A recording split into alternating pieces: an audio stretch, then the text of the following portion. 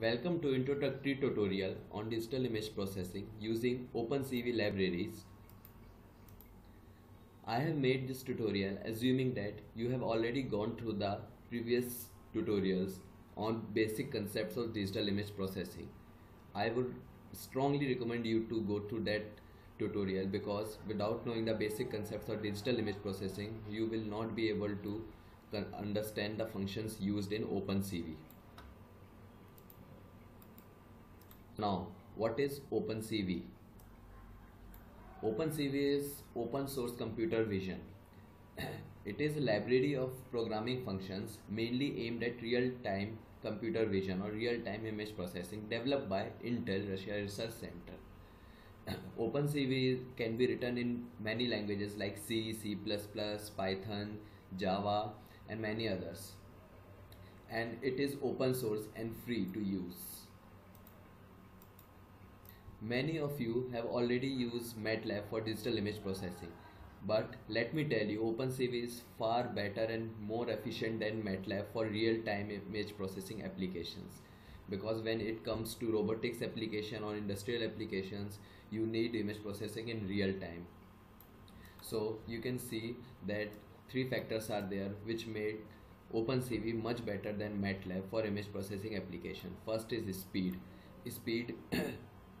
MATLAB is built on Java and Java is built on C. So when you run a MATLAB program, your computer is busy trying to interpret all the MATLAB code and then it turns it into Java and then finally execute the code. Opencv on the other hand is basically a library of functions written in C or C++. So you are closer to directly provide machine language code to computer to get executed. So ultimately you get more image processing done for your computer processor cycle and not more interpreting. As a result of this, program written in Opencv run much faster than similar programs written in MATLAB. Second most important factor is resource needed. Due to high level nature of MATLAB, it uses a lot of your system resources, and I mean a lot. MATLAB code requires over a gig of RAM to run through video. In comparison, typical Opencv program only requires 70 MB of RAM to run in real time. The difference, as you can see, is easily huge. And the third most important factor is cost. As I have told you that Opencv is free of cost, whereas if you will go to purchase a MATLAB, full version of MATLAB, then you have to pay a lot of dollars. Programming platform which I have used for these tutorials is Visual Studio 2010. I have used Microsoft Visual Studio 2010 as programming platform for writing, compiling and running my Opencv codes. It's very easy to integrate Opencv libraries with Visual Studio and it is fast and efficient. So before we go to further programming environment, first of all, you have to install Visual Studio and Opencv on your computer, and you have to link Opencv libraries. Before getting started, first of all, you have to install Visual Studio and Opencv on your system and link Opencv libraries with Visual Studio. So for doing that, just go to YouTube and type these words. When you will press enter, you will get the following search list. In following search list, click on second option, that is how to install Opencv and create sample project in Visual Studio. Remember, it is 19-minute tutorial and this is best tutorial available on YouTube for installing Opencv and Visual Studio. This is how our Visual Studio interface looks like, and this is C code, C program, which can also be written in C++, Java, Python, etc. So let us compile the program and run it and see what happens. Here we see program is already compiled and 0 error are there. Now let us run the program. When we run the program, we see a new image is displayed on a window. So this program basically displays the image whose address is specified in this line. Now let us understand the program line by line. First two lines are #include opencv.h or high-GUI.h. These are header files which contain definition of Opencv functions which are used in following code. Some of the Opencv functions are imread, imshow, etc. It is a similar way we do in C. Like in C, we include header files like iostream, std, io.h, conio.h, etc. These header files include the definition of some standard functions like printf, scanf, getch, cout, cin, etc. In same way, Opencv functions which we use in the program, they should be understood by a compiler. So the definition of these functions are given in header files which we have to include in the beginning of the program. Next two lines will be explained afterwards. So for time being, you can write these two lines as it is. Now let us start from main function. First line is mat image is equal to imread address of the image followed by name of the image. So let us understand this. Meaning of expression mat image can easily be understood by small c or C++ analogy. For example, in C or C++, we have to perform C is equal to A plus B, this operation. So for doing so, first we will define variables or in float A, B, C, etc. So what are int and float? Int and floats are data types. What is the use of these data types? These data types basically allocate memory for the given variables. In the same way, in image processing, our variable is image because we are performing many basic operations on image.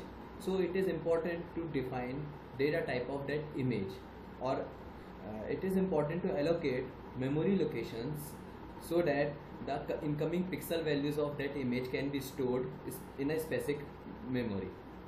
So for doing so, we use this data type mat. In mat data type, the incoming pixel values of an image are stored in a matrix. And there is one more data type which is known as IPL, which we will see in next tutorial. So after allocating memory to the image variable, we are using imread. The syntax of imread function includes address of the image followed by name of the image. So what basically this function does, this function stores the pixel values of this image shape.jpg into the memory allocated to the variable image, which means the image shape.jpg is now successfully copied to the image variable. Once all the features of this image are stored in the memory, we can display that image in a new window using function imshow. Syntax of imshow is very easy.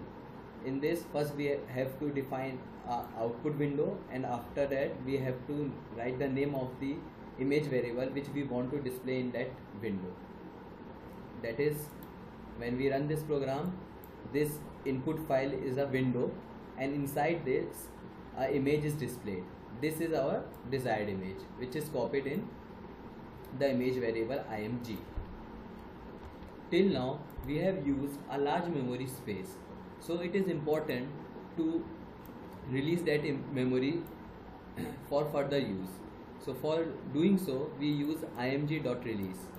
This function simply release the memory which is used by this variable for further use. Use of next function wait key can be easily understood by running the program with this function and without this function. First of all, we will run the program with this function. So here is the output, and we can see the displayed image continuously. But once we will remove this function and run the program and see what happens.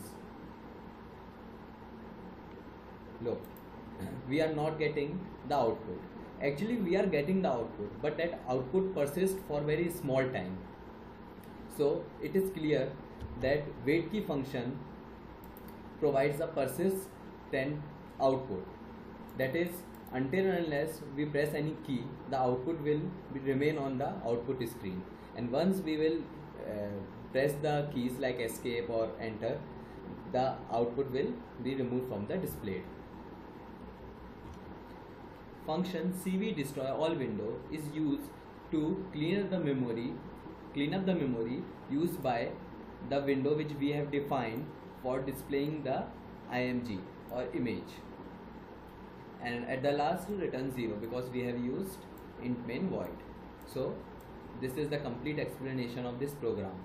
This program basically read the file from this address, store it in a image variable, then show that image.